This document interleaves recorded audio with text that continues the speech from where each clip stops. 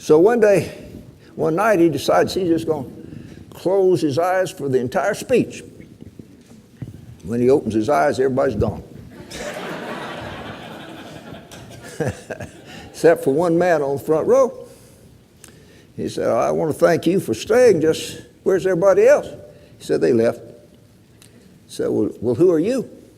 He said, I'm the next speaker.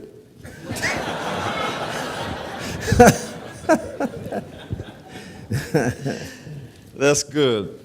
I'm afraid most of my jokes have been written by somebody else. You think mine ain't? I'm not a manufacturer of stories. I'm a retailer. Get it? I get it. I get a lot of criticism for my joke telling. One day after we'd had a terrible defeat, I began a cabinet meeting by reading a funny story. When I finished, there was stony silence. One of my cabinet members said, Mr. President, how can you laugh on a day like today?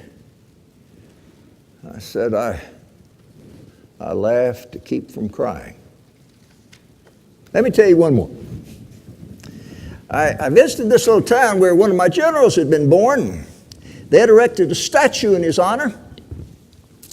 The only thing about it was in this strange crouching pose.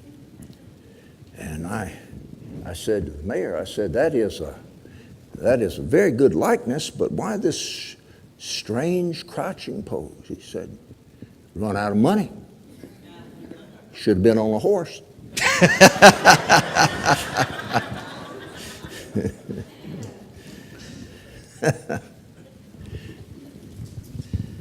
Very good. Could I ask you about something that's troubled me? You're known as a kind man. Is that true? I think so. Yet you engaged in what's known today as total war, killing non-combatants. It didn't start out that way. First big battle, I hoped to do what George Washington did, put down the Whiskey Rebellion, a show of force, and the rebels would lay down their arms, but as you know, it didn't turn out that way.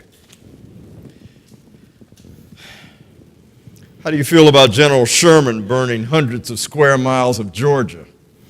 General Sherman says war's hell. No way to sugarcoat it. War brutalizes. War tempts you to think that the people on the other side who may read the same Bible you read, pray to the same God you pray to, that they're monsters. Let me answer your question by asking one of mine. What difference is there between the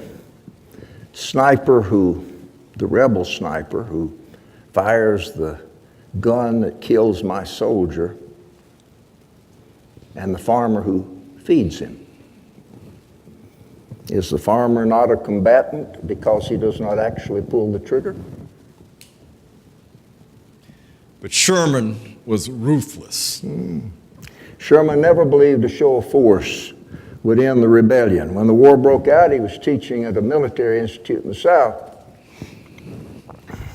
He said the only way to end the war was to whip them completely. You're a Southerner, born in Kentucky. Was Sherman right? And if he was right, why didn't you see it sooner? I'm a slow learner. Southerners are relentless. Defeat won't stop them. They'll cherish lost causes.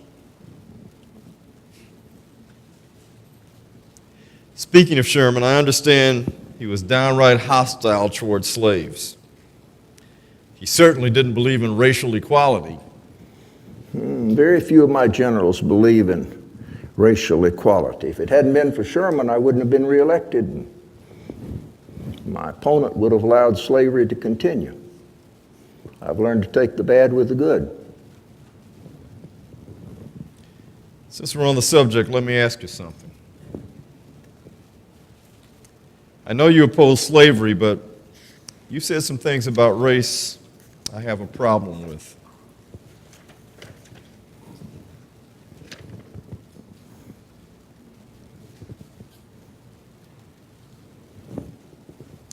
This is from a speech you made in 1858. Was it from one of my debates with Judge Douglas? That's right. In Charleston, Illinois. I'd like to read a brief excerpt of your speech. But before I do, I want to say that it's painful for me to read your words because I revere you so much. In fact, some black leaders throw this in my face all the time. So I want to hear your side of it. Go ahead and read it. Okay. Here are your words. I am not, nor ever have been, in favor of bringing about in any way the social and political equality of the white and black races. I, as much as any other man, am in favor of having the superior position assigned to the white race. There's more. A lot more that's even worse, but that's the gist of it. White supremacy. I need to know how you feel about those words.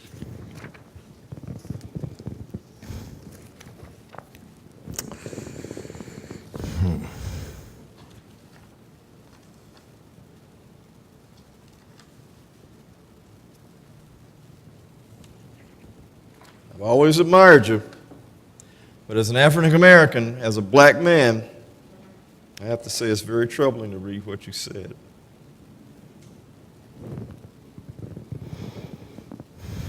You know, this was not a private conversation. It wasn't something you said off the record. Those words were spoken before thousands of people. I just wonder how you feel hearing them now. Aren't you going to say anything?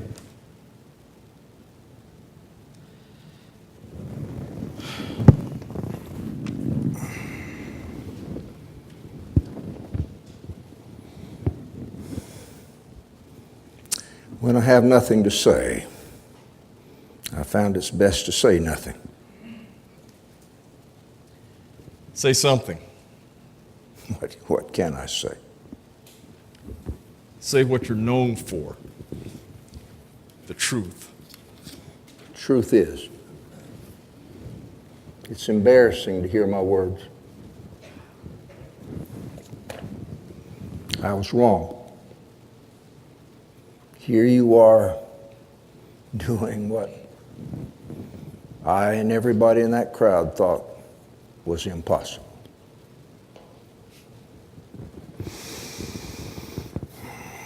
But could I ask you to keep reading? You read just part of my speech.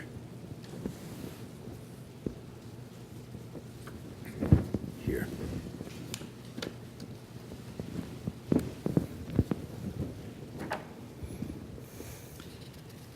There is no reason in the world why the Negro is not entitled to all the natural rights enumerated in the Declaration of Independence.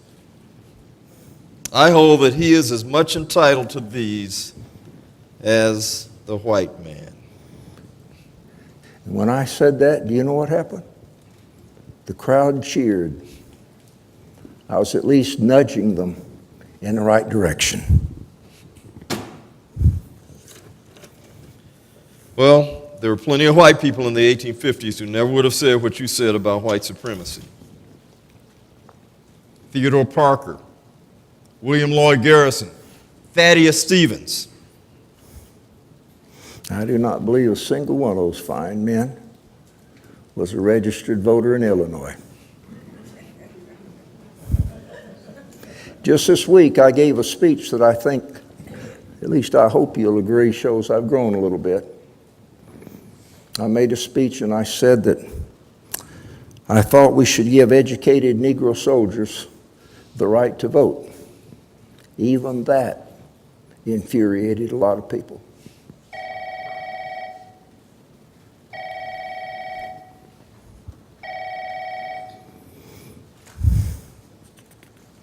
It's Michelle. Yeah, I'm still working. I know. Go ahead and start dinner without me. I'm sorry. I'll come up in a few minutes to kiss the girls goodnight. I don't want you to go. I'm afraid my time's running out. Then just one or two more questions. People keep saying I need to start thinking about my legacy. It's a great piece of folly for a president to worry too much about his legacy. The earth's full of forgotten rulers. Their graves.